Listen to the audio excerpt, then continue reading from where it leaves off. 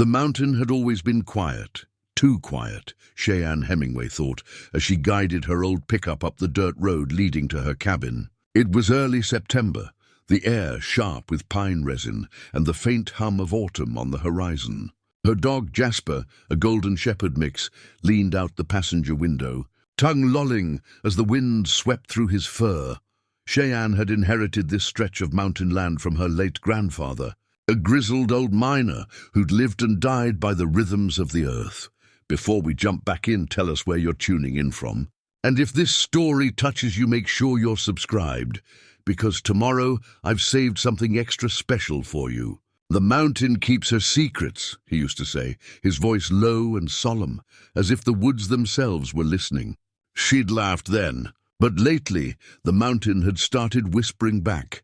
Her cabin sat at the edge of a sloping meadow, backed by a dense thicket of evergreens that rose like watchful sentinels. Beyond them, the land dipped sharply into rocky terrain, riddled with boulders and half-collapsed stone walls, remnants of an old mining camp from the 1880s. It had been 2 years since Cheyenne left the noise of the city behind, the endless grind of office lights, and the feeling that her life wasn't her own. Here she'd built something different. She raised chickens, tended a garden, and made a modest living selling herbal tinctures and handmade candles at the local farmer's market. It was simple. It was quiet. It was hers, until that morning Jasper was the first to notice. He barked sharply as they pulled up near the shed, ears pricked and tail rigid. Cheyenne frowned, stepping out of the truck. The air smelled strange, damp, earthy, but with something metallic underneath, like wet iron. "What's got into you, boy?"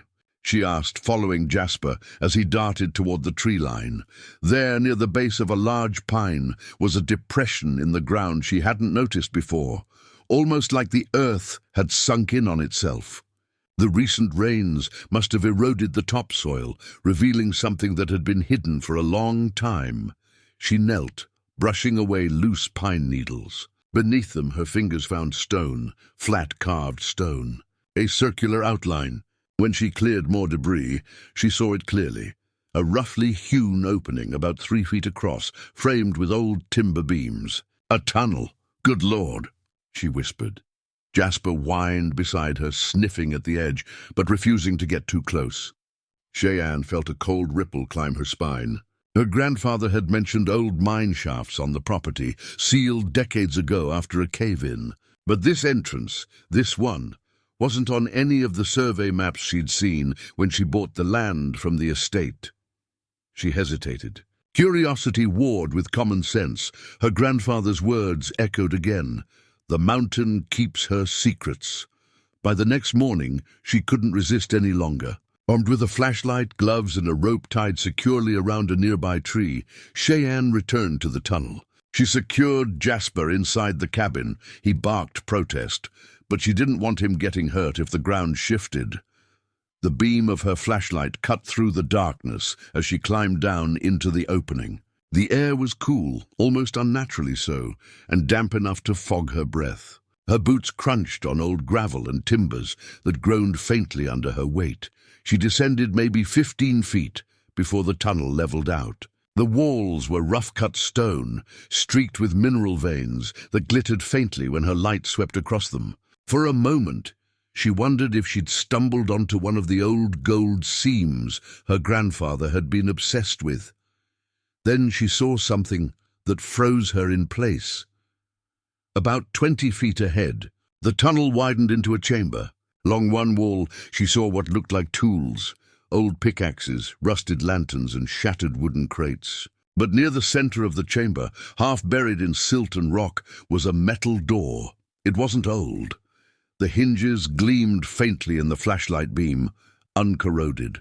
And there, in the middle of the door, was a mark, a strange circular insignia she didn't recognize. Not mining equipment, not something from the 1800s. Her heart thudded in her chest. Someone had been down here recently.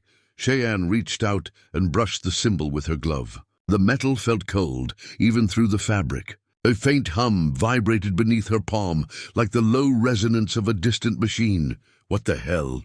she breathed. Then click! The sound came from behind the door. Cheyenne jumped back, nearly dropping her flashlight. The metal surface shuddered once, then began to creak open, as if something or someone on the other side had triggered a release. Her light wobbled as the door inched outward. Dust rose. The tunnel filled with the low groan of shifting hinges. And then the air that poured out wasn't stale or musty. It was sterile, cold, like a laboratory. Cheyenne stumbled back, one hand gripping the rope. Her instinct screamed at her to run, but curiosity held her still as her flashlight cut across the space beyond the door. It wasn't a mine. It was a corridor, smooth metal walls, faint lights flickering along the ceiling, a faint hum like an electrical current running deep underground. Her mind raced. What was this? A military bunker? Some kind of government facility? And why hadn't anyone told her? A faint voice crackled through the air, a mechanical one, distorted and distant. System breach detected. Perimeter compromised. Initializing sequence. The tunnel trembled. Dust cascaded from the ceiling. Jasper's barking echoed faintly from above, frantic and high-pitched. Cheyenne spun, gripping the rope, her flashlight beam shaking wildly. The hum from behind the door grew louder, pulsing like a heartbeat, and just as she started to climb, a faint blue glow filled the chamber, spreading across the floor, up the walls, lighting her from below. Then she heard it, soft, deliberate footsteps coming from inside the corridor. Someone or something was coming toward her. Cheyenne froze. Her flashlight beam trembled across the tunnel as the footsteps grew clearer, steady, human, deliberate. For a heartbeat, she thought she might be imagining it. But Jasper's barking up above told her this was real. Something was moving in the corridor beyond that door. Her pulse thudded in her throat. She took one cautious step backward, her boots scraping against the gravel floor. The faint blue light spilling from the corridor deepened, casting eerie shadows that seemed to shift with the hum of unseen machinery. Then, out of the light, a figure appeared. At first, she thought it was a man in a silver-grey suit. But as her flashlight steadied, she realized the fabric wasn't fabric at all.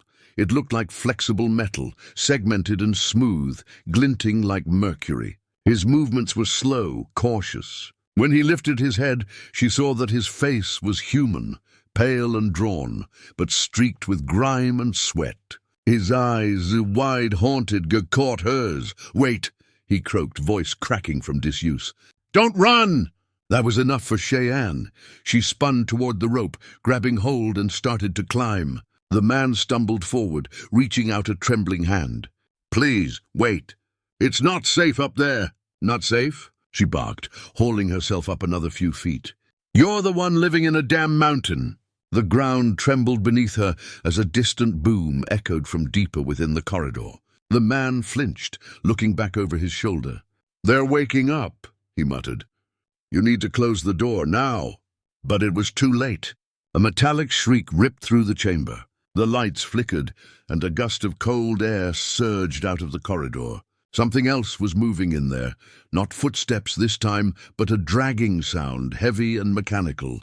Cheyenne scrambled up the last few feet and hauled herself out into daylight, gasping for breath. Jasper was circling frantically, whining as the earth trembled beneath them. She turned just in time to see the man climb out after her, face pale, eyes darting toward the tree line.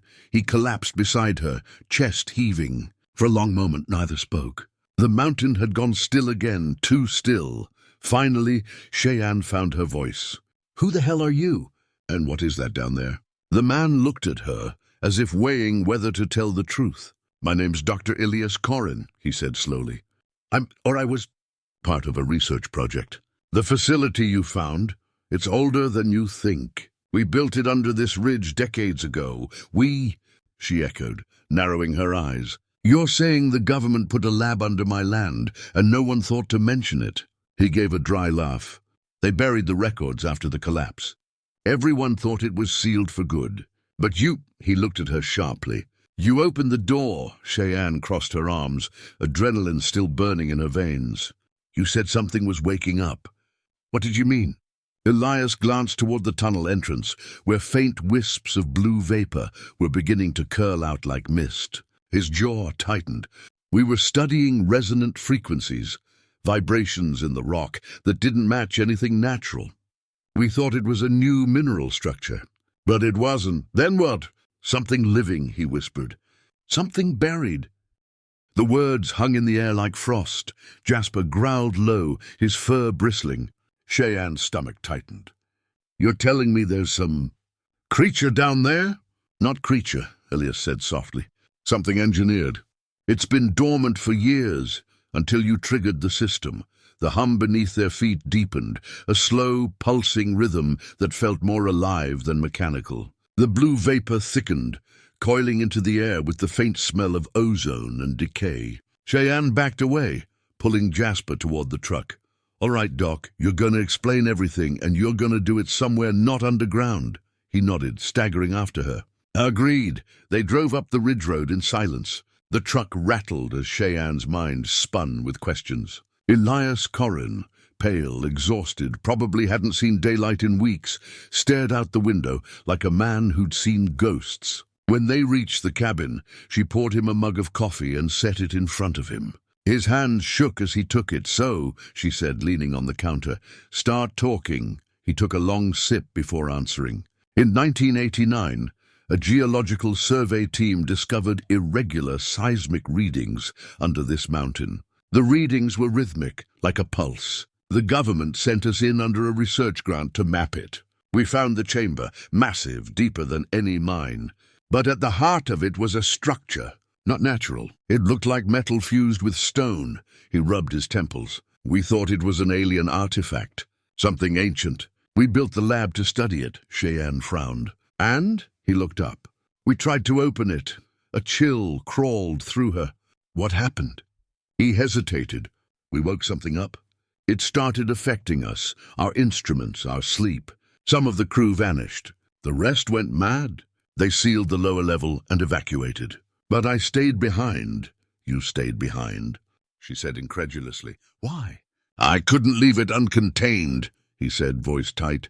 I've been monitoring it, keeping the system stable. The power cells were decaying. That's why it's stirring now. When you opened that door, you cut the containment field. Cheyenne stared at him.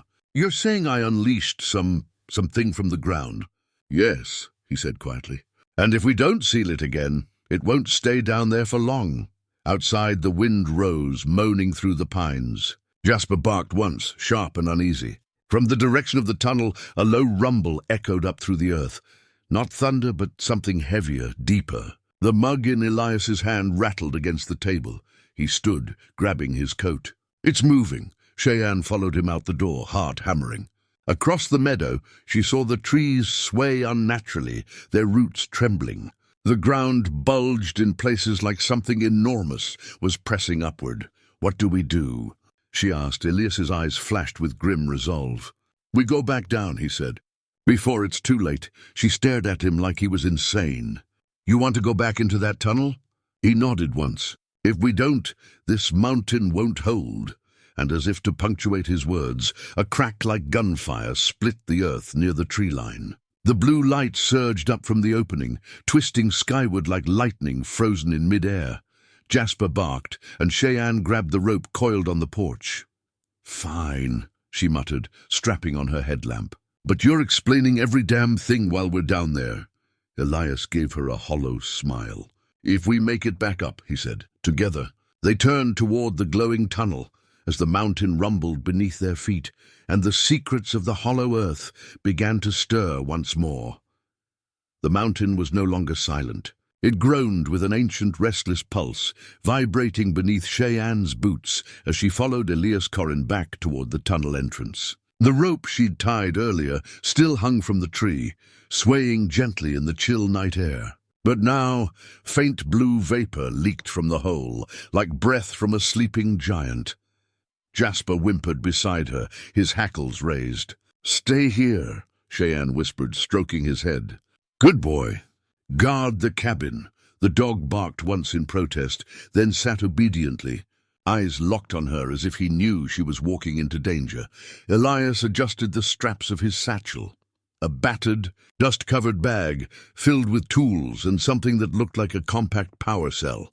We'll need to restore the containment grid, he said, his voice taut. If it's still functional, meaning, she asked, climbing down after him.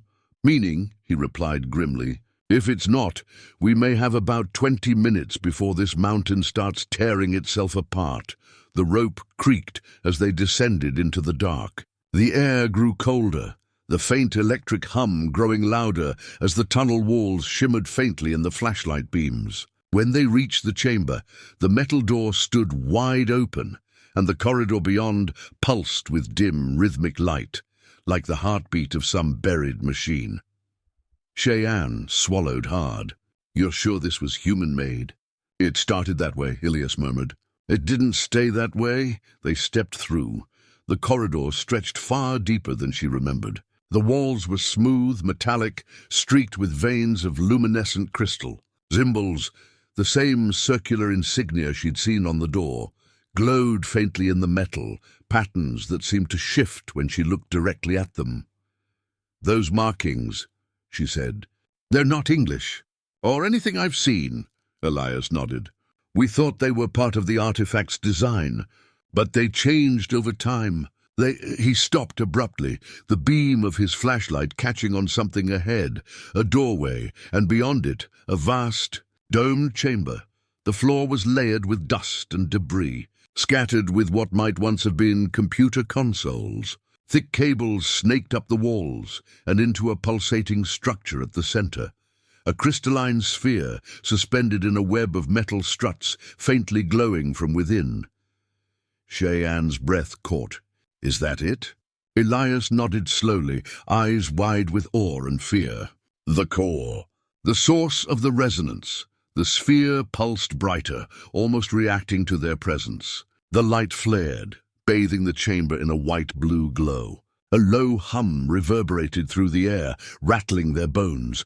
Then, faintly, a sound emerged from within it. Not mechanical, not human, it was a voice. At first it was only static, fragmented syllables. But slowly the words formed, echoing inside their heads as much as through their ears. Containment. Breach. Biological signatures detected. Elias's face went pale. It's activating the defense protocol. The hum deepened into a resonant vibration that made Cheyenne's teeth ache. The cables around the sphere began to twitch like living veins, pulsing faster. Sparks danced across the metal struts. Back! Elias shouted. We have to stabilize it. He dropped to his knees beside a shattered console, ripping open his satchel and pulling out a small metallic device shaped like a cylinder.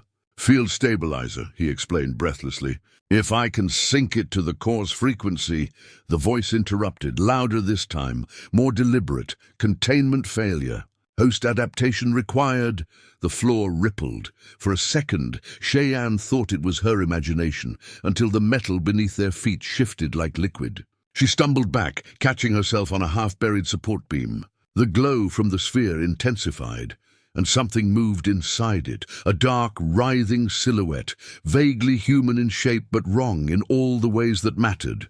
What is that? She gasped. Elias didn't look up. It's the entity that was trapped here. We never understood what it was. Energy, consciousness, maybe even a machine. But it learns. It adapts. The sphere shuddered, light flashing violently. Then in a sudden, ear-splitting crack, the outer shell fractured. A shard of crystal burst outward and embedded itself in the wall. Another shot passed Cheyenne's shoulder, humming like a bullet. Then the core split open completely, and the thing inside began to emerge. It wasn't solid, not entirely. Its form flickered, half shadow, half light, shifting between shapes as if trying to decide what it wanted to be. Two eyes glowed faintly where its face might have been, blue and burning. When it spoke, its voice seemed to echo from everywhere at once. You freed me. Cheyenne's blood ran cold. Oh, God, Elias stood, the stabilizer clutched in his hand. No, he said firmly, his voice shaking. You were never meant to exist outside the core. You're not alive, you're a resonance echo. The entity tilted its head. The lights across the walls pulsed in response to its movements, like the entire structure was wired to it. Telling and preparing this story took us a lot of time. So if you are enjoying it, subscribe to our channel. It means a lot to us. Now back to the story. "You do not understand," it said. "You built your prison around my heart." The cables hanging from the ceiling whipped violently, slamming into the floor. One struck near Elias, sending him sprawling. Cheyenne rushed to help, but the metal beam between them twisted like taffy, cutting her off. The air crackled with energy. Sparks cascaded from the ceiling as the entire chamber came alive. Elias shouted over the noise. "Cheyenne!" "The stabilizer. Take it." Cheyenne grabbed the device as it slid across the floor toward her. It was humming, vibrating in rhythm with the chamber. "What do I do with it?" "Set it against the core," he yelled. It should disrupt the resonance and force it back inside. The entity turned toward her, those glowing eyes narrowing. "You would seal me again, human." Her instinct screamed to run, but something in her, stubborn, mountain-strong, pushed her forward. "You don't belong out here," she said. "Whatever you are, this isn't your world. And yours is," it whispered.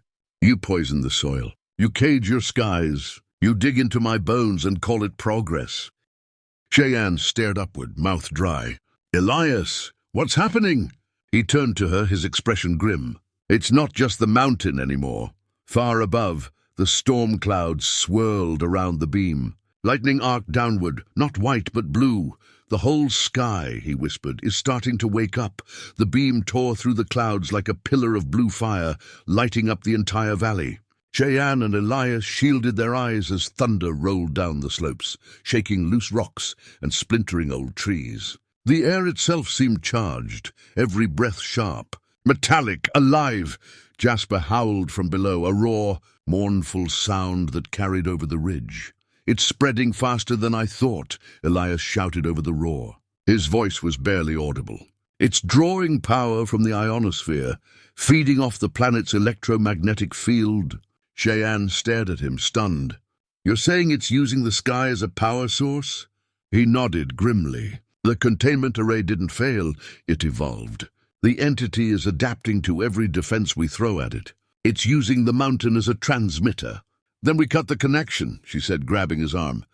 "Tell me where the main source is." He hesitated. "If I'm right, the central heart, the original chamber, still exists beneath the old mine. That's where the resonance began. But to reach it now..." Cheyenne followed his gaze. The slope below them glowed with cracks of blue light. Huge fissures had opened where the forest used to be, revealing a labyrinth of metal and stone pulsing beneath the earth. Like the mountain had grown veins of light. "We'll have to go through that," Elias finished. She swallowed hard, her heart hammering. "Then we better move before this thing grows legs." The descent was chaos. Trees toppled in waves, their roots smoking where they touched the glowing fissures. The soil itself seemed to reject them, the ground buckling underfoot as if the mountain were breathing. Cheyenne gritted her teeth and pushed on, following Elias through the haze. The hum of the mountain had deepened into a resonant drone, vibrating through her chest. Every so often, she thought she heard faint whispers riding the sound, voices that weren't quite words, but carried emotion, sorrow, rage, longing. They reached the mouth of the old mine at dusk, or what was left of it. The tunnel had widened into a jagged chasm, its edges rimmed with pulsing light. "This used to be the main shaft," Elias said, his tone hushed. "The containment grid must have reshaped it." Cheyenne tightened her grip on her flashlight and rifle. "You said the heart's below. How far down?" 200 feet, maybe more. "Then let's not waste time." They descended carefully along a crumbling ladder bolted into the rock. Sparks danced along the metal rungs. The deeper they went, the stronger the hum became. The light wasn't coming from a single source anymore. It was in the stone itself, glowing faintly like veins of liquid fire. After what felt like hours, the tunnel opened into a massive subterranean chamber. It was unlike anything Cheyenne had ever seen. Columns of crystalline structures rose from floor to ceiling, arranged in perfect symmetry. Between them ran rivers of luminescent energy, flowing like molten glass. In the center hovered a vast, pulsing mass, part stone, part light, alive with motion. "The heart," Elias breathed. "It's magnificent." Cheyenne couldn't look away. It was beautiful, yes, but it radiated something that felt older than life. something primordial. What's it doing? She asked. Synchronizing, Elias said. It's aligning with Earth's magnetic field. If it completes the process. He didn't finish the sentence. He didn't have to. Can we stop it? He nodded weakly. There's a control core somewhere near the base. If I can interface with it, I might be able to disrupt the synchronization. Cheyenne raised a brow. In English, Doc, he almost smiled. If I can find the switch, I'll pull the plug. Good. She motioned for him to lead the way. Then let's kill the lights. They navigated the lower level cautiously. The air shimmered with energy. The closer they got to the center, the lighter Cheyenne felt, as if gravity itself were loosening. At one point, she noticed small stones hovering inches above the floor, spinning slowly in the current. Elias reached a console embedded in the rock. Here, he said, brushing away dust. It's still functional. He powered it up with a portable cell from his satchel. The console hummed to life, projecting holographic symbols into the air, flowing alien script that shifted like water. Can you read that? She asked. He hesitated. Not really, but I can interpret the patterns. Give me a second. While he worked, Cheyenne scanned the chamber. The pulsing light had grown stronger, faster. It wasn't just blue anymore. Threads of gold and violet ran through it, coiling around the heart like vines. Something about the rhythm of it made her uneasy. It wasn't random. It was listening. Suddenly the air temperature dropped. Her breath came out in fog. Cheyenne, Elias said sharply, don't move. She turned slowly and froze. Behind her, a shape was forming out of the air. A silhouette of shifting light, the same being she'd seen in the forest, but now fully realized. Its body rippled like molten glass. Its eyes burned brighter than before. Why do you resist? It asked softly. Its voice echoed in her mind, a blend of sadness and awe. I offer unity, not death. Elias straightened, defiant. You offer obliteration. You'd erase everything that makes us human. The being tilted its head. You misunderstand your own nature. You are fragments of me, scattered echoes. I would only return what was lost by turning the world into another version of you. Cheyenne shot back.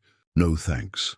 The being's gaze turned toward her, and for a moment she felt an overwhelming wave of memory, mountains forming, rivers carving stone, stars reflected in ancient seas. It wasn't showing her violence but creation, and yet beneath it all was hunger. You can't stop this, it said gently. The resonance is already complete. Elias's hands flew across the console. Not yet it isn't. He pressed a series of symbols. The chamber lights flickered. The heart's pulse wavered, once, twice, then steadied again, faster now. The being stepped forward. Stop! Elias shouted. Cheyenne, shoot the core! Without thinking, she raised the rifle and fired. The bullet hit the crystalline surface of the heart and disintegrated. A shockwave slammed her backward into a pillar. Her vision blurred. When she looked up, Elias was on the ground, the being standing over him. Blue energy tendrils laced through his body, lifting him off the floor. You sought to silence me, it whispered. Instead, you will help me speak. No! Cheyenne screamed, scrambling to her feet. Elias's body convulsed. His eyes flashed with light, then stilled. When he looked at her again, his voice was not his own. You cannot destroy me, the entity said through him. But I can become you. The heart pulsed once, and everything went white. When Cheyenne came to, she was lying near the chamber wall. The air was eerily calm. The light had dimmed. Elias was gone. Only his satchel remained. Inside, the stabilizer device still hummed faintly, cracked but functional, and from the heart of the chamber, she heard a new sound, slow, steady breathing. Cheyenne turned, and her blood ran cold. Elias stood at the center, alive, but his skin glowed with the same blue light as the mountain. His eyes burned like stars. You tried to stop me, he said, his voice layered with two tones. But now, Cheyenne Hemingway, you will help me finish it.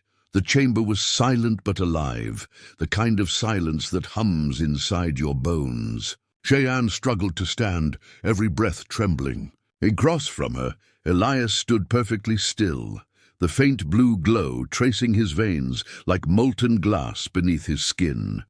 "Elias," she whispered. "Can you hear me?" Its words rattled her. It sounded angrier, but not evil, more betrayed. Still she pressed forward, gripping the stabilizer. Elias shouted, "Now!" Cheyenne slammed the device against the fractured core.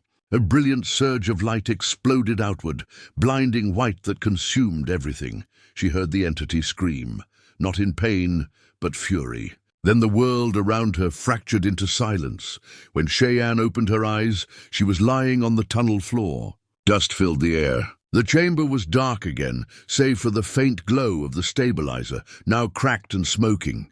"Elias?" she called weakly. No answer. She pushed herself up. The core was gone. The cables hung limp, the hum silenced.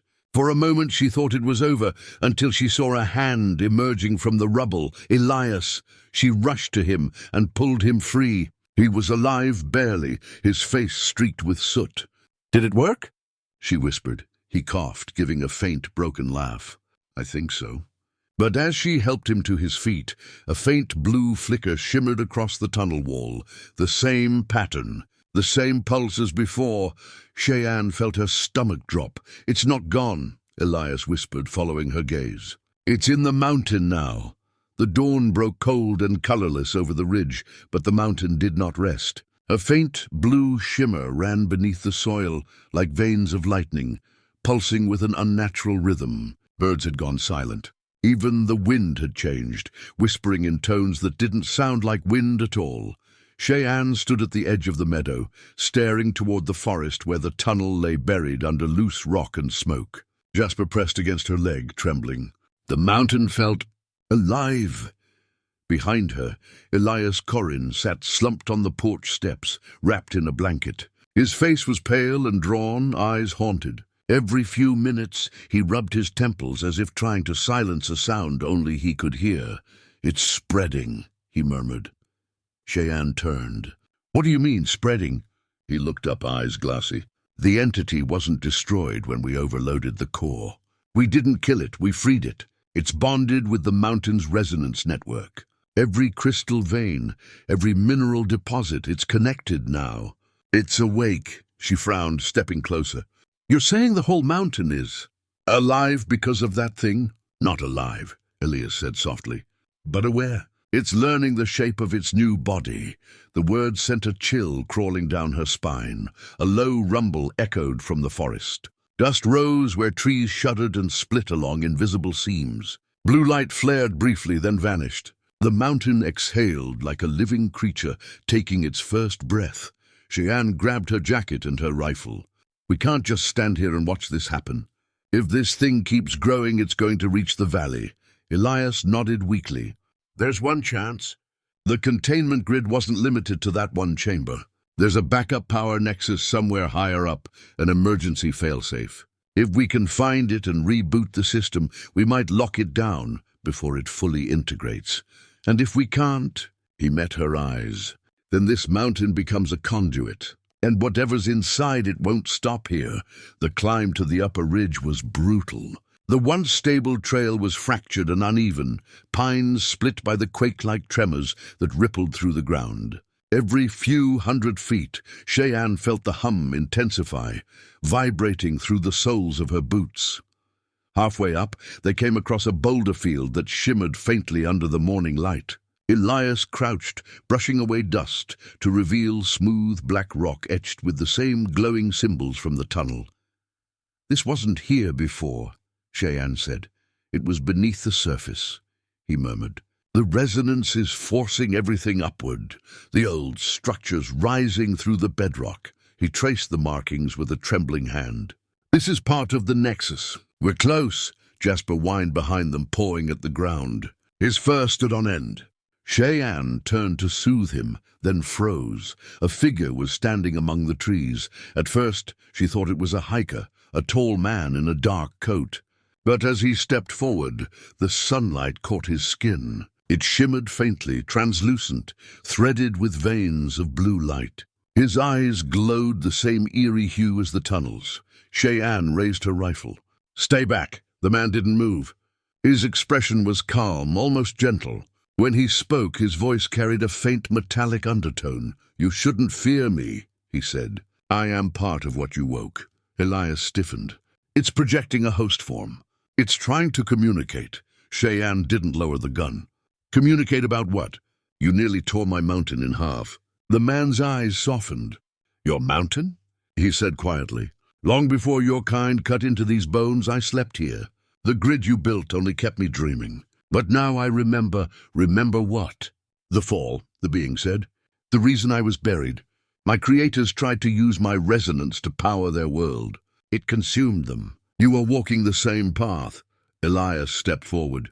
You mean the artifact wasn't alien? It was ancient, pre-human. The being inclined its head slightly. You are the children of my echoes. The minerals in your blood, the crystals in your machines. They are fragments of me. Cheyenne shook her head, trying to process his words. You're saying you made us? I shaped your world, he said simply. And now I feel its sickness. You cut too deep. You take without remembering the cost. I can help you heal it, but I must grow. Elias's face blanched. You mean to integrate completely? You'll overwrite everything on this mountain. Every root, every cell. The being's faint smile was almost sorrowful. Destruction is only change misunderstood. Then the air around him flickered, and he was gone, dissolved into mist. For a long moment, neither of them spoke. The forest crackled faintly, static humming in the air. Jasper whimpered again. Elias finally said, if it spreads beyond this ridge, it'll reach the town within days. Cheyenne's jaw tightened. Then we stop it here. By afternoon, storm clouds had gathered over the peak. The hum in the earth had grown into a constant vibration. Small stones rattled down the slopes. The sky itself seemed tinted with faint blue light, like the mountain's heartbeat pulsed through the air. They reached a plateau, littered with broken machinery, half buried in stone. Cylindrical towers, rusted pipes, and metal doors sealed with corrosion. Elias knelt beside one and brushed off dirt, revealing a faded insignia, the same one from the tunnel. This is it, he said. The secondary containment array. Can you reboot it? Maybe, he said, prying open a panel. If the power cores are intact. He began working, attaching cables from his satchel, muttering under his breath. Cheyenne paced, scanning the tree line. The air buzzed with electricity, the smell of ozone, thick. Then she saw it, blue light spreading across the ground in branching lines, racing toward them like lightning crawling through roots. Elias, she shouted. It's coming! He didn't look up. Almost there. The ground split open 10 feet away. A tendril of shimmering energy burst upward, coiling like liquid fire. It struck the old machinery, melting metal and fusing circuits in seconds. Cheyenne fired her rifle. The bullet passed through harmlessly, but the energy recoiled, as if startled. Another tendril shot out, this one toward her. She dove aside, the air sizzling where she'd just stood. Elias slammed his hand down on the console. Now, a deep hum answered. The entire plateau lit up with concentric circles of white light, expanding outward. The tendrils recoiled, twisting violently. For a moment it worked. The hum stabilized, the lights held, then everything went black. Elias cursed. Power overload. It's drawing from the same grid. The light surged back, blinding and wild. Blue energy exploded outward, throwing them both to the ground. Cheyenne's ears rang as a wave of heat swept over them. When she lifted her head, the containment array was gone, absorbed into the mountain itself. Elias looked around, stunned. It's not resisting anymore, he said hoarsely. It's merging. A thunderous crack echoed across the ridge. The summit split open, and from its depths a beam of blue light shot into the clouds. The mountain roared like a living creature, finding its voice after centuries of silence. He turned his head slowly, eyes glowing with otherworldly light. For a moment, she thought she saw recognition, a flicker of the man she'd known. Then the light brightened, and when he spoke, two voices came out at once, one human, one ancient. He is still here, the entity said through him, but his purpose has changed. The merge was inevitable. No, Cheyenne's voice broke. You killed him. He is not dead. He is part of me now. Elias's mouth moved with words that didn't seem his. Cheyenne, don't fight it. It's too late. I can feel everything, the mountain, the air, even your heartbeat. It's all connected. Elias, you're not yourself. Fight it. He cannot. The resonance has already begun. The entity raised a hand. The chamber shuddered, and the heart at its center pulsed violently. Cracks of light tore through the stone floor, spreading outward like veins. The walls began to hum in harmony, the mountain itself responding to his will. Soon this energy will reach the surface. The world will awaken. Cheyenne clenched her fists. You're not awakening anything. You're consuming it. Consumption is transformation. Lightning flared through the chamber. Dust and shards of crystal whirled around her in a cyclone of light. Cheyenne threw herself behind a fallen pillar, shielding her face.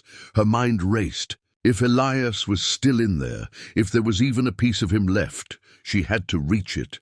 She pulled his satchel toward her, fumbling through the contents until she found the cracked stabilizer. The device was damaged, its core flickering weakly, but the main capacitor was intact. It had one function, to neutralize magnetic resonance fields. It might just be enough. She took a breath and stepped out from cover. "Elias!" she shouted. "Remember what you told me, about balance, about choice." His glowing eyes flickered. "He remembers nothing," the entity replied. "You speak to echoes, then I'll make him remember." She hurled a rock at his feet, not as an attack but to draw his attention. When he turned toward her, she activated the stabilizer. The device screamed to life, emitting a high-frequency pulse that cut through the hum. The chamber convulsed. The light flickered violently. Elias staggered backward, clutching his head. "Cheyenne!" His human voice slipped through for a heartbeat. "It hurts. Fight it!" she cried. "It's using you." "No!" The entity's voice thundered through him. "You cannot divide what has already joined." He raised both hands, and the air thickened. Cheyenne was lifted off the ground, suspended mid-air. Her chest compressed under invisible pressure. The stabilizer slipped from her grasp and clattered across the floor. "You see?" the entity whispered. "You are fragile. You burn bright and die young. Let me preserve you?" "Not like this," she gasped. "Not by turning the world into you." A tremor shook the mountain. The chamber's heart flared, sending ripples of energy outward. The whole cavern began to collapse, stone and light raining down. For a moment Elias froze, as if torn. His expression wavered, human and alien flickering, like two signals fighting for control. "Shay," his voice was soft now. "Run!" The entity snarled through him. "No!" Elias turned his head violently to the side, as though wrestling himself. "Run, Cheyenne! You have to." Then his body convulsed and he screamed. Blue light burst from his chest, slamming her backward. Cheyenne hit the ground hard, rolling to a stop near the tunnel entrance. She snatched the stabilizer and stumbled to her feet. The mountain roared around her. She didn't run. Instead, she sprinted toward the core. The light from the heart was blinding now. Elias stood before it, hands raised as if conducting the storm. His body glowed brighter with every pulse, his outline blurring. She dove behind a column, rewiring the stabilizer on the fly. The readings were unstable, but if she overloaded it, she might create a resonance feedback, enough to collapse the energy field. She closed her eyes, muttered a prayer she didn't believe in, and pressed the trigger. A shockwave erupted, silent and searing. For a moment, everything was frozen. The light, the sound, even her heartbeat. Then the chamber exploded into a hurricane of energy.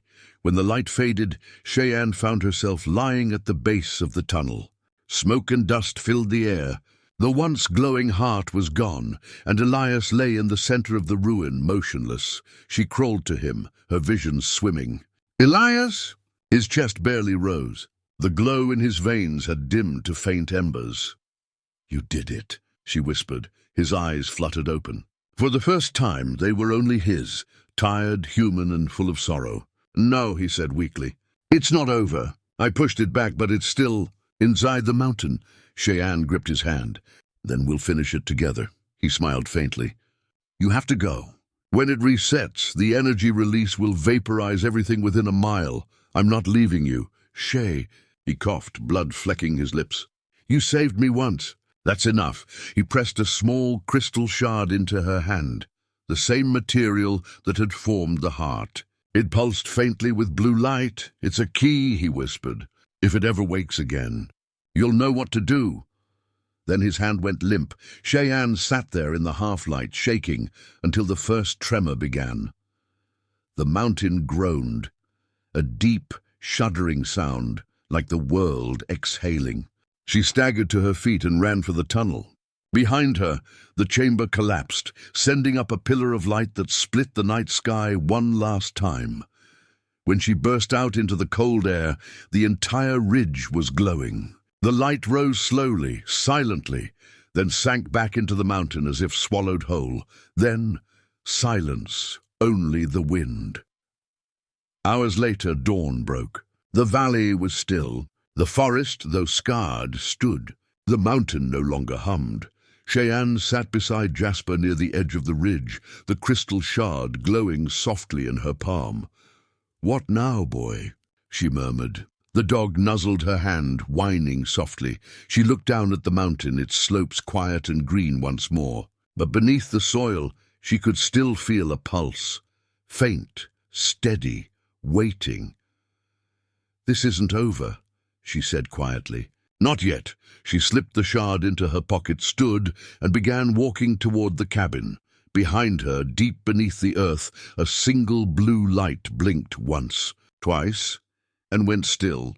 Winter came early to the Rockies that year. By the first week of November, Cheyenne Hemingway's land lay buried under 2 feet of snow, every tree branch heavy with frost, every shadow sharp and deep. The mountain loomed above her cabin like a sleeping giant, peaceful, but only at first glance. Inside, the fire snapped and hissed. Jasper lay stretched out near the hearth, his fur glistening in the firelight. Cheyenne sat at the kitchen table, hunched over a battered notebook, the pages covered in sketches and notes, topographical maps of her property, hand-drawn diagrams of the tunnel system, and pages of symbols copied from the chamber walls. At the center of it all lay the crystal shard Elias had given her. It still pulsed faintly, one slow heartbeat every 10 seconds, like the mountain was still breathing through it.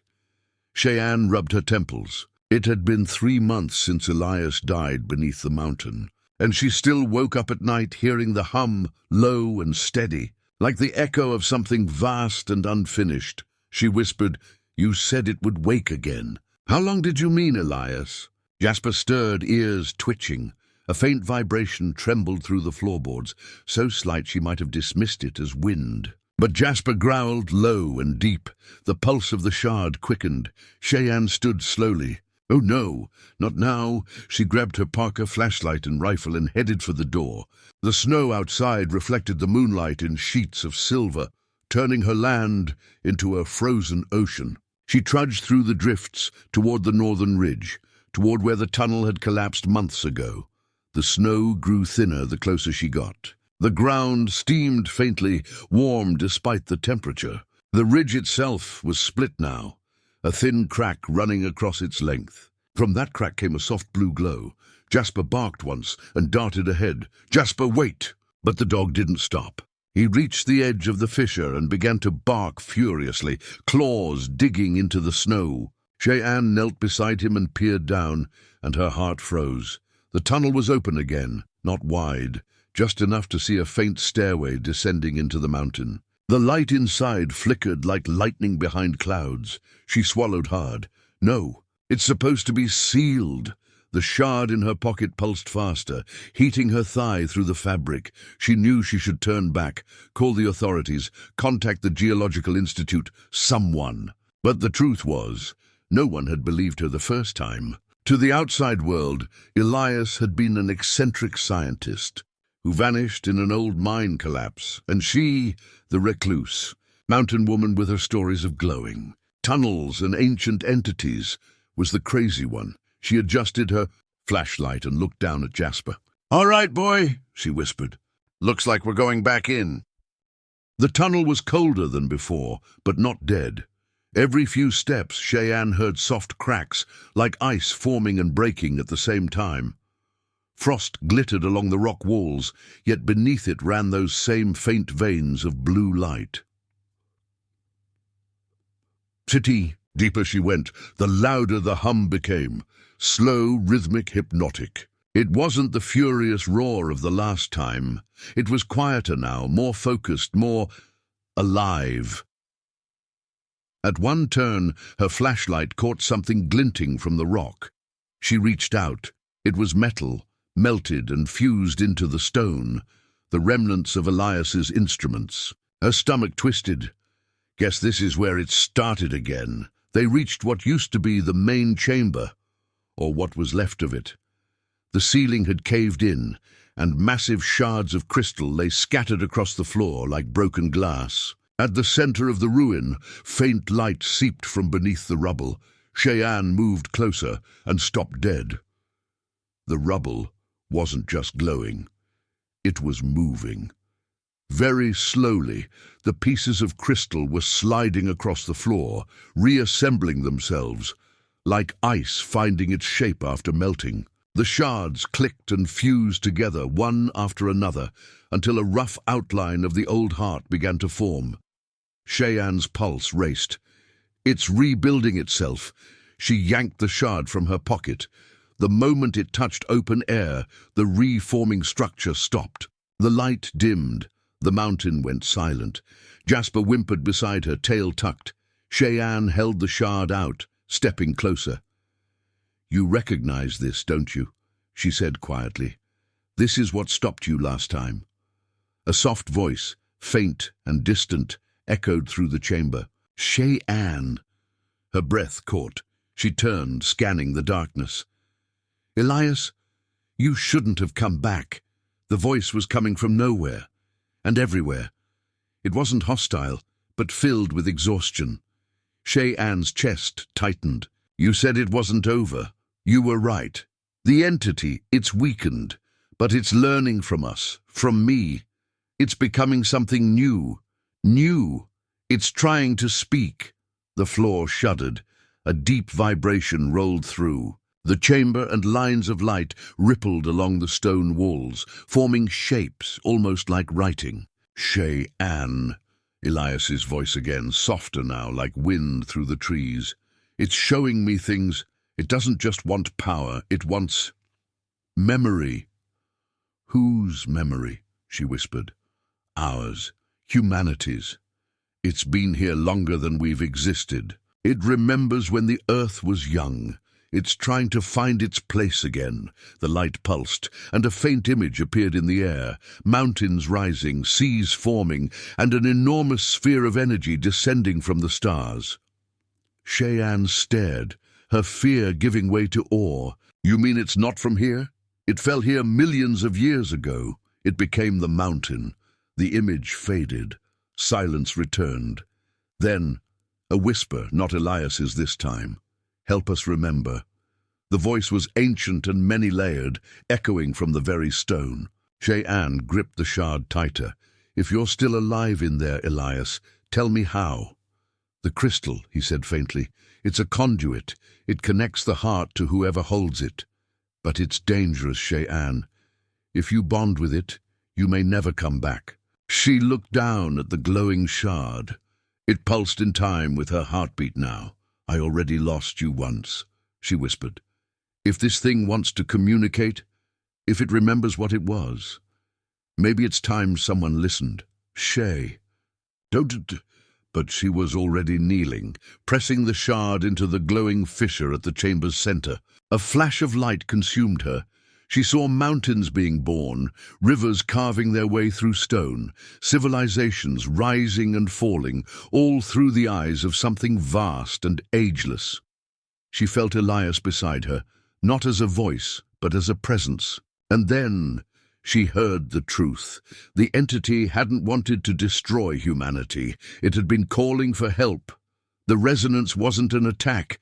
It was a distress signal, broadcast into the cosmos for millennia, waiting for someone who could understand. When she opened her eyes again, she was lying on the ground. The chamber was still. The crystal shard was gone.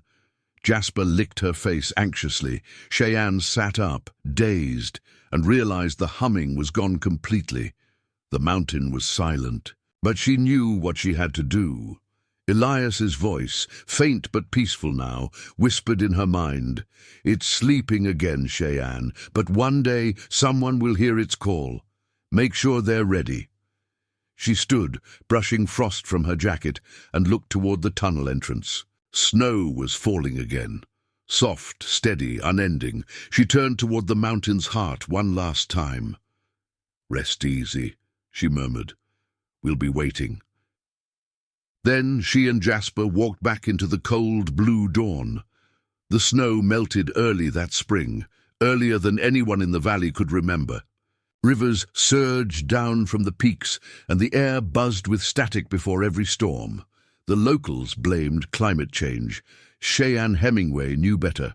From her cabin porch, she could see the mountain, quiet, beautiful, and still marked by a faint blue shimmer that only she seemed able to notice. To everyone else, it was just light on the snow, but she knew it was something more, the slow heartbeat of something sleeping beneath. Jasper lay beside her chair, chin resting on his paws. The morning was peaceful, deceptively so. Then her shortwave radio crackled. She frowned. The device had been silent for months. She only kept it powered on out of habit. But now it hissed with static, punctuated by bursts of rhythmic sound. 3 pulses, pause, 2 pulses, pause, 3 again. Her heart leapt. She scrambled to her feet and leaned close. The pattern repeated, steady, deliberate. "It's a transmission," she whispered. Jasper's ears perked up. She grabbed a pen and started scribbling the pattern down. 3 short, 2 long, 3 short again. It wasn't random. It was Morse code. SOS. Her blood ran cold, but there was something else layered beneath it. A faint, almost melodic tone that pulsed in the same rhythm as the shard had once done. Cheyenne turned off the radio, then turned it back on. The pattern persisted, exactly the same. She sank slowly into her chair. "It's awake again," she murmured, "and it's calling for help." 3 days later, she drove to the nearest town, a place called Wild Ridge, population barely 400.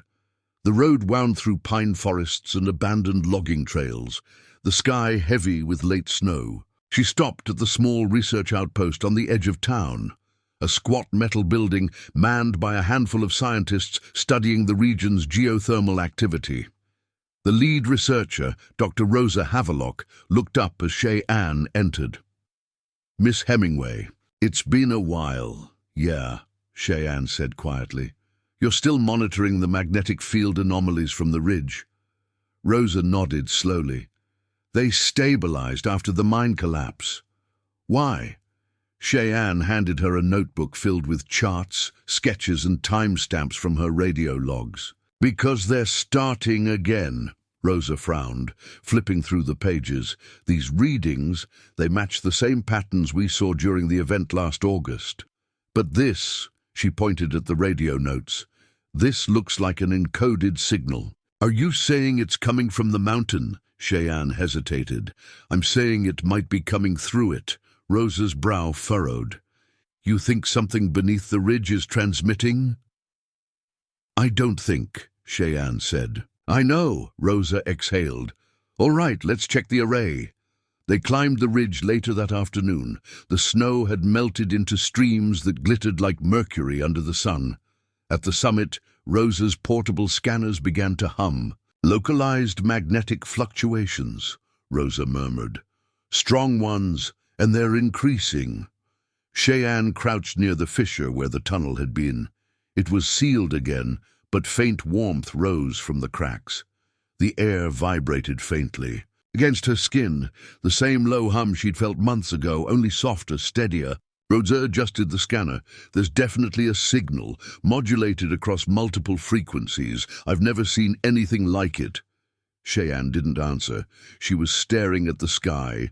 Above them, the clouds had begun to spiral, not in a storm pattern, but a perfect geometric swirl, as if the atmosphere itself was responding. Rosa followed her gaze. "Oh my God."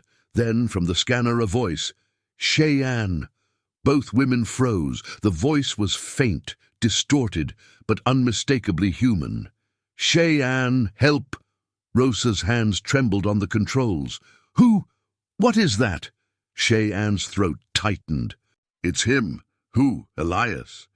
Rosa turned sharply. That's impossible. The scanner flared, the voice repeating, clearer now. Help! It's awake. Not here, out there. Static swallowed the rest. Cheyenne gripped the scanner. Elias, where are you? No response, only a low harmonic tone that grew louder by the second. The ground began to tremble. Rosa backed away. We need to go! The fissure split wider with a crack like thunder. Blue light speared upward, piercing the clouds. The spiral above tightened into a vortex, and then silence. The light vanished. The sky cleared. The scanners went dead. Rosa stared at the ground, pale. What the hell was that? Cheyenne was trembling. A signal relay, she whispered. It wasn't calling us.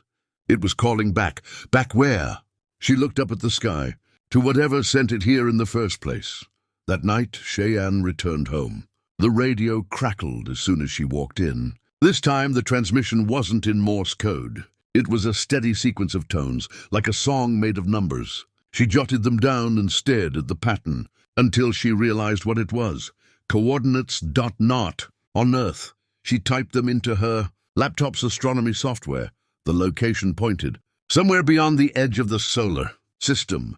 A cold shiver ran through her. The entity had succeeded. Its call had been answered. Days passed. Then one evening her television flickered on by itself. Static filling the screen, then resolving into an image. A news broadcast. Breaking reports from multiple observatories confirmed the detection of an unknown object entering the solar system. The trajectory suggests it's not a natural asteroid. Experts describe it as geometrically symmetrical, emitting low-frequency radio bursts. Cheyenne's heart stopped. She muted the TV. The radio on her desk clicked on at the same time, the same three-pulse rhythm playing faintly beneath the static. Jasper began to growl. She whispered, "It's coming, outside." Lightning flashed across a perfectly clear sky. At dawn, she hiked back up the ridge. The air smelled of ozone. The fissure pulsed faintly again, like a heartbeat waiting to sink. She knelt and pressed her palm against the earth. "I know what you're doing," she said softly. "You're calling your own." A soft vibration answered her, a single steady pulse. "I'll make sure they understand," she said. "If they're anything like you, they might not mean to hurt us." The wind picked up, carrying her words down the valley, but deep beneath her feet, far below the snow and stone, something ancient stirred. Not with malice, but recognition. It was no longer just a mountain. It was a beacon, and far above, beyond the stars, something was listening. For 3 nights straight, the sky over the Rockies refused to sleep. A strange shimmer rippled through the stars, faint, rhythmic, like a slow pulse echoing across space. Astronomers called it a luminous drift, a phenomenon with no precedent. But Cheyenne Hemingway didn't need anyone to explain. She already knew what it meant. They were answering the call. From her cabin porch, she sat wrapped in a wool blanket, staring up at the night sky. Jasper lay at her feet, restless, tail twitching. Every few minutes he'd lift his head and give a low whine, ears perked toward the horizon. Then came the hum, soft at first, like wind over glass. The hair on Cheyenne's arms stood on end. The sound grew until it filled the entire valley, a chord of pure, resonant energy that trembled through the bones of the mountains. She rose slowly. "It's starting," she whispered. By dawn, the world was watching.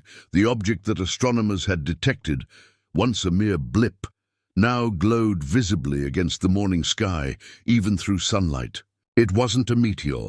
It wasn't debris. It moved with intention, adjusting its course like a bird catching thermals. Every news channel carried it. Every scientist speculated. Every government panicked. Cheyenne didn't panic. She drove to the ridge again, past melting snowbanks and half-frozen streams, her truck rattling with the weight of fear and anticipation. When she reached the summit, the fissure glowed faintly, blue, alive, and pulsing faster than before. The radio she brought along blared static, then cleared with a faint whisper. Cheyenne, it was Elias's voice again. Weak and distant, Cheyenne clutched the receiver. Elias, where are you? Still here, but not alone. She swallowed hard. What's happening? They found the signal. You have to warn them. Don't let them touch it again. His words disintegrated into static. The ground trembled beneath her, and then she saw it, far above, cutting across the morning clouds. A gleaming silver shape descending, slow and steady, like a falling star changing its mind halfway down. The object hovered for a moment, suspended between earth and sky, then shot a beam of pale blue light directly into the fissure. The entire mountain answered with a sound like a sigh. Deep, ancient and sad. By afternoon, the government had locked down the area. Helicopters circled. Satellite trucks rolled into Wild Ridge. Men in black windbreakers questioned everyone who'd seen the light. Cheyenne sat on her porch again, clutching a mug of coffee that had long gone cold. She watched the helicopters buzz above the valley like insects, searching for something they'd never understand. The news droned from the TV inside. Object remained stationary in upper atmosphere over the Colorado Rockies. The United States Air Force confirms no hostile activity. Jasper barked once, sharply. Cheyenne turned. At the edge of the trees, something moved. Not a person, not exactly. It shimmered faintly, as if light bent strangely around it. She stood. Who's there? The shape stepped forward, a tall, slender figure, barely visible through the distortion. It wasn't walking so much as gliding.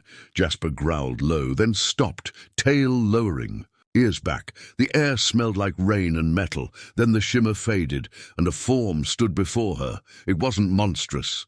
It wasn't even entirely alien. It looked almost human, except its skin seemed made of glass and shadow, faintly illuminated from within. Its eyes were pools of soft white light. When it spoke, its voice was layered, like two tones harmonizing. You opened the gate. Cheyenne's throat went dry. I didn't mean to, the mountain called. You answered. That was enough. She took a step forward. What are you? The being tilted its head. The beginning. The memory of what you once were, before you forgot. I don't understand. You will. The being extended a hand, and Cheyenne felt something press gently against her thoughts, like a soft current flowing through her. Images burst behind her eyes. A world made of crystal spires and stormlight, ancient cities humming with song, and a catastrophe that split reality itself. Then, silence. The vision faded. You have our fragment, the being said. It must return before the others come. The shard, it nodded. It was not meant to wake here. Who are the others? Those who follow signal, not song. They will not speak. They will take. The being stepped back, eyes flickering. It is almost too late, and just like that it vanished, dissolving into particles of blue light that drifted into the air and vanished. The next morning, Cheyenne woke to the sound of thunder, except it wasn't thunder. It was engines. Columns of armored vehicles crawled through the valley toward the ridge. Drones buzzed overhead. She flicked on the TV and saw military analysts debating non-terrestrial technology and containment zones. Her phone buzzed with a single message. Unknown number. They're coming for the shard. Don't let them reach the ridge. Cheyenne's breath caught. She turned to Jasper. We have to move. She threw a duffel bag into the truck. Maps, rations, the radio, and the shard wrapped in an old scarf. The moment she touched it, it pulsed faintly, as though it recognized her fear outside. The sky dimmed, even though it was only midday. A thin black line appeared across the horizon. Not a cloud, not smoke. Something larger. Cheyenne drove toward the ridge, tires skidding through mud. Halfway there, the radio blared again. They're not us, crackle. Don't let them. The rest was drowned in static. She pressed harder on the accelerator. When she reached the summit, she saw the light, not blue this time, but red. The fissure blazed, molten and angry, as if the mountain itself was rejecting something. Above it, another craft descended, darker, faster, its surface rippling like liquid metal. Jasper barked wildly. Cheyenne gripped the shard. We're not running this time.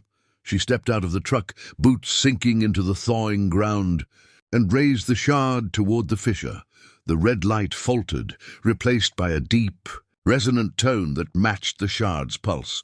A column of blue light burst upward, the same frequency that had called the first visitor.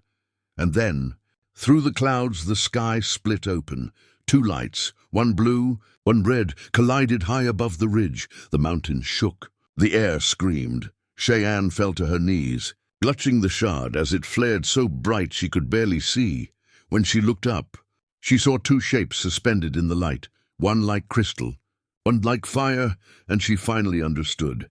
This wasn't a visitation. It was a war. The sky burned.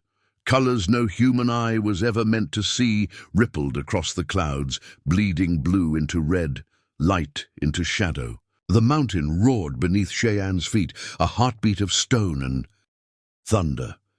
She clutched the glowing shard against her chest as wind howled across the ridge, carrying the smell of ozone and something older, the scent of creation itself. Jasper barked wildly beside her, his fur standing on end. The fissure was no longer a crack in the earth. It had become a vortex, spinning with light that reached into the heavens. And above it, two beings hovered, the crystalline one that had called itself memory, and the other a dark flame twisting with malice, a figure made of hunger and static. Cheyenne felt the air tear between them. It cannot be contained. The crystalline being's voice resonated inside her head. The breach has widened. You must close it. No, hissed the other, 1,000 whispers in one. Let it open. Let them remember what they were. The words struck her like a wave. Them. Remember what they were. Her grandfather's voice echoed again in her memory. The mountain keeps her secrets. Had he known? Had all those stories about miners, lost tunnels, and forbidden chambers been fragments of a truth buried too deep for men to handle? Cheyenne's fingers tightened around the shard. It pulsed faster now, heartbeat for heartbeat with hers, and through it, she felt everything. The fear of the mountain, the sorrow of the sky, the weight of something ancient straining to be set free. What happens if I close it? She shouted over the storm, the memory will fade. The balance will hold, and if I don't, then both worlds will fall into the fracture. Neither will remember they ever lived. The red figure's laughter echoed through the wind. She lies. You carry the last fragment of what was ours. Let it return and you will see eternity. Cheyenne shook her head, heart pounding. No, I've seen what eternity costs. She turned toward the fissure. The blue light swirled faster, drawing stones and leaves into its spiral. She could feel the pull in her bones. The shard burned in her hand, not painfully, but like something alive struggling to break free. She dropped to one knee, pressing her palm to the ground. Granddad, she whispered, if you ever knew this, if you ever meant to warn me, I hope you're watching, Jasper whimpered, nudging her shoulder. I know, boy, she said softly. It's okay. Then, taking a deep breath, she stood and held the shard high over her head, the crystalline being raised its hand. Now, Cheyenne Hemingway. Give it back to the mountain, the Dark One screamed. No! You cannot stop what has already begun. The ridge split with a deafening crack. Cheyenne felt the ground vanish beneath her as light exploded around them. She was weightless, floating in a sphere of color and sound, echoes of voices, faces, cities, oceans. The memory of a civilization that had existed before humanity, one that had built the mountains themselves as living vaults for what they feared to lose. And at the center of it all, the shard, shining brighter than any sun. Cheyenne thrust it downward into the fissure. For a moment, nothing happened. Then silence, a stillness so deep it swallowed every sound. The red light blinked out. The dark figure shattered like glass, its pieces dissolving into sparks. The blue glow receded, sinking gently into the mountain, sealing the wound. The hum faded, and then, as if nothing had ever happened, the world exhaled. Cheyenne lay on the cold ground, gasping. The air was thin but clean. The fissure was gone, replaced by smooth stone, untouched, as though it had never been disturbed. The sky above was clear, painted with dawn light. Jasper nudged her face, whining softly. She smiled weakly and reached for him. "It's over," she whispered. "We did it," but the shard was gone. In its place, she found a small, smooth pebble the color of the morning sky. When she held it up to the light, faint runes shimmered beneath its surface, not words but memories. She tucked it into her jacket pocket and stood slowly. The ridge was quiet again, only the wind through the pines and the faint sound of birds returning. Down in the valley, no soldiers, no vehicles. Everything gone. Had they ever been here? Weeks passed. The world moved on. The meteor event faded from headlines, replaced by politics and storms. The sky returned to normal. Cheyenne rebuilt her fences, fixed the barn roof, planted her spring garden. Jasper stayed close, never straying too far from her side. At night she sometimes dreamed of that other world of light and memory, of beings who sang the universe into being. In those dreams she heard Elias's voice, clear and calm. "You kept the balance. The mountain remembers." She would wake with tears on her cheeks, unsure if they were hers or the world's. One evening in late spring, as the sun sank behind the peaks, Cheyenne sat by the fire pit outside her cabin. She reached into her pocket and pulled out the pebble. It glowed faintly in the twilight, just enough to cast a soft blue shimmer over her hands. She smiled. Guess the mountain really did keep her secrets. Jasper lifted his head, ears twitching toward the woods. Cheyenne followed his gaze and froze. At the edge of the trees, the air shimmered. A faint outline, tall, graceful, made of soft light. It didn't speak this time. It only inclined its head, as if in gratitude, before fading into the dusk. For a long time after, Cheyenne sat there, listening to the whisper of the wind through the pines. When she finally rose and went inside, she glanced once more at the ridge. The last rays of sunset touched the stone where the fissure had been, and for an instant it glowed faintly, not with danger, but peace. The mountain slept again, and somewhere deep beneath, in the tunnels no one would ever find, a single pulse of blue light beat once more, steady, alive, eternal. 10 years passed. The world above the Rockies changed in all the ways humans are so good at changing things. New highways cut through old forest routes. Drone towers replaced fire lookouts. Even the nearest town, once a sleepy place with a single diner, now hummed, with tech startups and coffee shops full of glowing screens.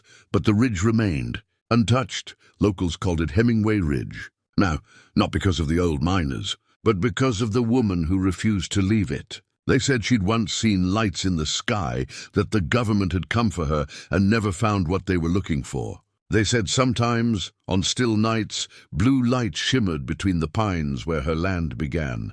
Most dismissed it as legend. But those who met her knew better. Cheyenne Hemingway, now 40, still lived in the same cabin her grandfather built. Her hair had grown longer, streaked with silver, her eyes sharper, wiser. Jasper had passed the previous winter, buried beneath the largest pine tree on her property. His collar hung by the front door, a silent memorial to the dog who'd never left her side. She spent her mornings walking the ridge, the air crisp with pine and frost. In her pocket she still carried the blue pebble, worn smooth by time, its light dim but constant. Sometimes, when she held it under the stars, faint ripples of energy moved through her fingers, like the heartbeat of the mountain itself. She'd learned to listen to it. The mountain spoke rarely, but when it did, she understood now, not in words but in feeling. The storms that came too early, the tremors deep below that signaled change. The valley wasn't silent anymore. It was alive, breathing, aware, and she was its keeper. One spring afternoon, a knock echoed at her door. The first in months. She opened it to find a young man in a ranger's jacket. Barely 30, his face red from the climb. "Sorry to bother you." "Ma'am," he said, brushing dust from his boots. "I'm with the new conservation team. They're trying to build a research station up near the ridge. Thought I'd check with the property owner before we start digging." Cheyenne raised an eyebrow. "Digging?" He nodded, pulling a folded map from his pocket. "Yeah, just a small soil core sample, maybe 2 meters deep. Nothing big. The geologists say there's something strange under this section." She looked at the spot he pointed to. "The old fissure," her voice softened. Don't dig there, he frowned. Why not? The readings are unusual. Like there's an energy field or something. Exactly. The young man hesitated, reading the calm certainty in her eyes. You know what it is? She smiled faintly. Let's just say the mountain likes to be left alone. He studied her for a moment, then nodded. All right. I'll tell the team to move the site. As he left, Cheyenne stepped onto the porch and watched him disappear down the trail.